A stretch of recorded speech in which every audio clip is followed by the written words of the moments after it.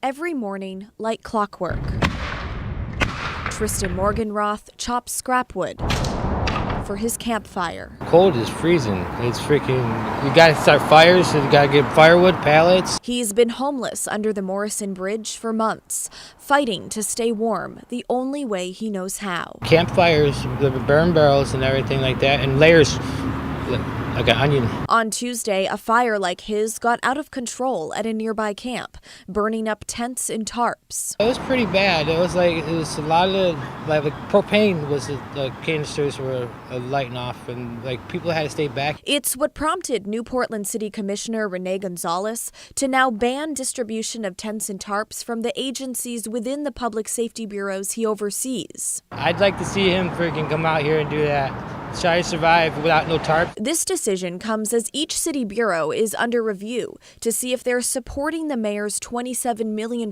plan to ban unsanctioned homeless camping and build large sanctioned campsites instead.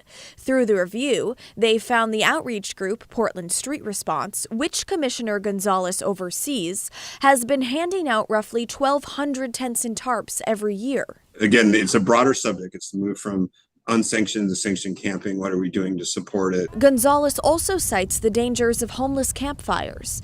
He says recent data shows more than 30% of deaths from fires in Portland are homeless people. Portland Fire has been called to tent and tarp-related fires more than 1,000 times over the last 2 years. He's encouraging people to use warming centers instead.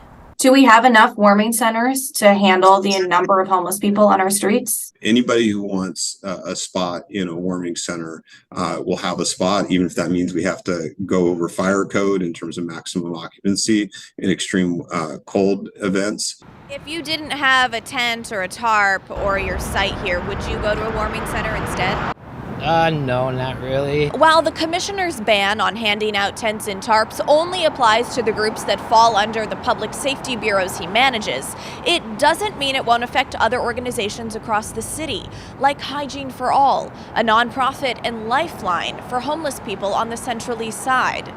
It's just another punch to the gut. Sandra Comstock, who runs Hygiene for All, sees hundreds of homeless people every week asking for help staying warm. And with this new ban, is expecting that need to grow. I think people need a place and deserve a place to rest their heads and to be safe from the elements, especially when it's this cold out. Tents and tarps have been a point of controversy in the city for some time now. Several months ago, a group of Portlanders with mobility disabilities sued the city over tents and tarps blocking ADA access on the sidewalks.